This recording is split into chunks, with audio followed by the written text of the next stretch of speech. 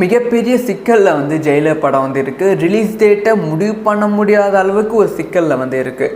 இதுக்கான காரணம் வந்து காலம் தான் அப்படின்னு சொன்னோம். ரஜினிகாந்த் சொல்லுவார் பார்த்தீங்களா, காலம் வந்து எல்லாத்துக்கும் பதில் சொல்லணும். அந்த ஒரு காலம்தான் ஒரு பெரிய பதில் வந்து ரஜினிகாந்துக்கு வந்து சொல்லியிருக்கு. கண்டிப்பாக இது ரொம்ப மோசமான காலம் ரஜினிகாந்த் அப்படின்னு தான் சொல்ல வேண்டும்.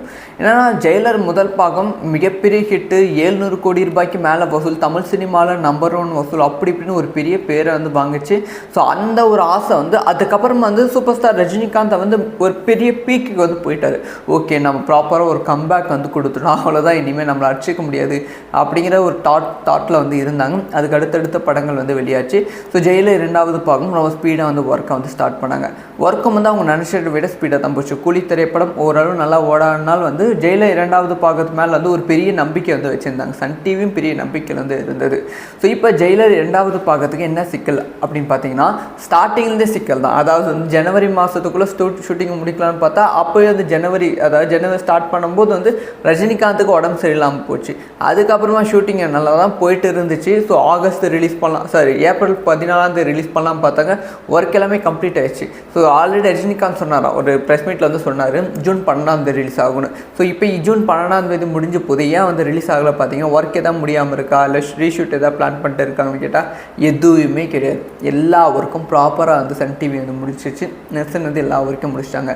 டப்பிங் ஒர்க்கும் முடிஞ்சிச்சு, போஸ்ட் ப்ரொடக்ஷன் ஒர்க்கும் எல்லா ஒர்க்கும் முடிஞ்சிச்சு. ஆனால் ஏன் ரிலீஸ் பண்ணாமல் இருக்கான்னு பார்த்தீங்கன்னா, சூப்பர் ஸ்டார் ரஜினிகாந்த் மேலே இருக்க ஒரு கெட்ட பெயர். அதாவது கெட்ட பெயர் அப்படின்னு சொல்கிறத விட வந்து ரஜினிகாந்த் நிறைய பேர் வந்து இப்போ ஒரு ட்ரோல் மெட்டீரியலாக வந்து ஆகிட்டாங்க. முக்கியமாக இது காரணம் வந்து விஜய் தான் அப்படின்னு சொன்னோம். விஜய் வந்து சிஎம் ஆகிட்ட அப்புறமா வந்து ரஜினிகாந்த் அவர்கள் எது பேசினாலும் வந்து ரஜினிகாந்தை செம்மையாக வந்து ட்ரோல் பண்ணிட்டாங்க, உங்களால் முடியல அப்படி இப்படின்னு பண்ணிட்டாங்க. இப்போ ஜெயிலர் 2வது பாகம் ஒரு வேளை வந்து ஆகஸ்ட் மாதம் ரிலீஸ் ஆகுது அப்படின்னு பார்த்தீங்கன்னா, ஒரு வேளை அவங்க வந்து இந்த மாதிரி எதையுமே யோசிக்காமல் டேரெக்டாக இப்போ ரிலீஸ் பண்ணியிருந்தாங்க பார்த்தீங்கன்னா, அது கம்ப்ளீட்டாக ஒரு பெரிய ஃப்ளாப்பான ஒரு ஃபிலிமாக வந்து போகிறதுக்கான வாய்ப்பு இருக்குது. ஏன்னா அந்த வர்ச்சுவல் வாரியர்ஸ் அவ்வளோ கோவத்தில் வந்து ரஜினிகாந்த் மீது வந்து இருக்காங்க. ஏன்னா பிரச்சார சமயத்தில் கரூர் இஷ்யூ அப்போலாம் வந்து ரஜினிகாந்த் வந்து விஜயை பற்றி அதாவது 41 பேர் செத்து போன உடனே வந்து ஒரு 12 நிமிஷம் ரஜினிகாந்த் ட்வீட் வந்து போட்டார்.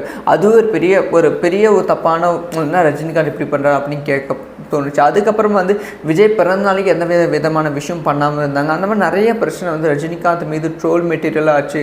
ஸோ லதா ரஜினிகாந்த் வந்து கட்சி ஆரம்பித்தாங்க. ரஜினிகாந்த் ப்ரெஸ் மீட்லேயும் வந்து தப்பான வார்த்தைகள் யூஸ் பண்ணிட்டாங்க. அதாவது வந்து நான் 2021 வந்து கண்டிப்பாக ஜெயிச்சிருப்பேன் அப்படிங்கிற விஷயத்தை யூஸ் பண்ணாங்க. இது எல்லாமே ட்ரோல் மெட்டீரியல் ஆச்சு. இந்த மாதிரி வந்து தன்னோட பர்சனாலிட்டி வந்து கொஞ்சம் டவுனாக இருக்க சமயத்தில் வந்து ஒரு படம் வந்து ரிலீஸ் ஆகும்போது அந்த படத்துக்கு பெருசாக வரவேற்பு இருக்காது.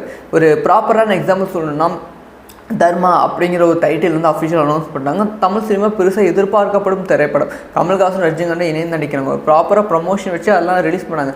ஆனால் அந்த பெருசாக அந்த படத்து மேலே யாருக்குமே எதிர்பார்ப்பே இல்லை. ஒரு பெரிய ஃபர்ஸ்ட் லுக் ரிலீஸ் ஆகுது. ஜென்ரலாக ரஜினிகாந்த் ஃபர்ஸ்ட் லுக் ரிலீஸ் ஆனால் ஒரு பெரிய எதிர்பார்ப்பு இருக்கும். ஆனால் அந்த ஃபர்ஸ்ட் லுக் மேலே கொஞ்சம் கூட எதிர்பார்ப்பு இல்லை. ரிலீஸ் ஆகுதுன்னு யாருக்குமே தெரியாது. இன்ன வரைக்கும் அந்த மாதிரி ஒரு படம் வருதுன்னு யாருக்கும் தெரியாது. அந்த அளவுக்கு ஒரு மார்க்கெட் வந்து சின்ன ஒரு விஜயால் வந்து கம்ப்ளீட்டாக டவுன் ஆகிடுச்சு. ஸோ இந்த சமயத்தில் ஜெயிலர் 2வது பாகம் ரிலீஸ் ஆகும்போது அது வந்து ஒரு பெரிய சிக்கலாக இருக்கும். அதை யோசிச்சு தான் வந்து சன் டிவி கரெக்டான டைமுக்கு வெயிட் பண்ணிட்டு இருக்காங்க. ஸோ நீங்கள் சொல்லுங்கள், இப்போ ஒரு வேளை இன்னும் ஒரு வாரத்தில் ஜெயிலர் 2வது பாகம் வந்துச்சுன்னா அந்த படத்தை எப்படி மக்கள் பார்ப்பாங்கன்னு நினைக்கிறீங்க?